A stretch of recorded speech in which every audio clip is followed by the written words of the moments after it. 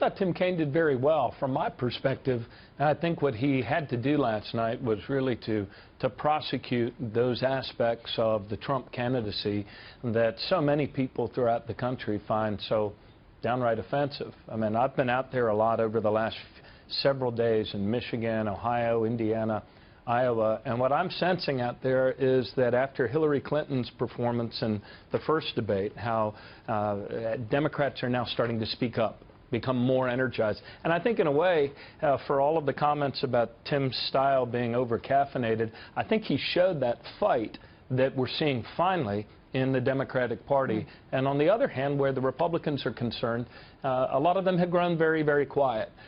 Certainly, Mike Pence did far better than Donald Trump. I'm sure you have a lot of Republicans probably wishing that they had Pence at the top of the ticket instead of Trump. But I thought Tim Kaine did very well, particularly, you know, kind of with three key groups, Martha. The suburban women, African-American voters, Latino voters.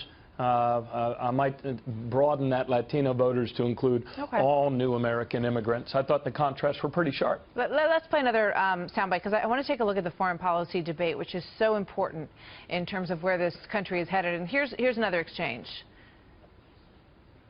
Instead of 175,000 American troops deployed overseas, we now have 15,000. Right, and these are very, very. And Iraq has been overrun by ISIS because Hillary Clinton failed to renegotiate. More American troops in Iraq, you can propose that. Hillary Clinton failed to renegotiate a status of forces agreement. No, that is incorrect. And so we removed. I mean, there was a lot of substance last night, and this is a very important part of this debate. I mean, you know, if you can draw down troops, but if you leave a vacuum, you get ISIS. That's what we've learned over the past few years. I mean, that's got to be it's a tough line of questioning for him and for Hillary Clinton as well. Well, there's a lot of tough questions we need to ask ourselves as Americans about all of these last several years. I mean, when you go into Iraq under false pretenses and you send in 175,000 troops, you also stir up a hornet's nest that's and it's hard to unwind that. So there's a lot of lessons that we have to learn. But I do believe that Tim Kaine, in talking about Hillary Clinton's experience, talking about Donald Trump's erratic comments, especially about nuclear weapons, hey, have at it. Look, this is a very connected world, and having an appreciation and an understanding of that is what Hillary Clinton brings, along with, I might add, the experience from seeing decisions that were made well and also learning from mistakes. Whether or not they were made well, you know, that's what the American people are going to decide, and that's one of the reasons that these debates are, I think, so important, because we have a lot of chaos that has erupted in the Middle East. You look at what's going on in Syria, which we're going to get to a little bit later. But let's play this one, which is about the Iran deal. Watch this exchange. The Iranian deal that Hillary Clinton initiated, $150 billion stopping a to the nuclear radical weapons mullahs program without in Iran. firing a shot. You didn't stop the nuclear weapons program. Yes, we did. Even the Israeli military says you essentially guaranteed that Iran will someday become a nuclear power because there's no limitations once the period of time of the treaty comes off.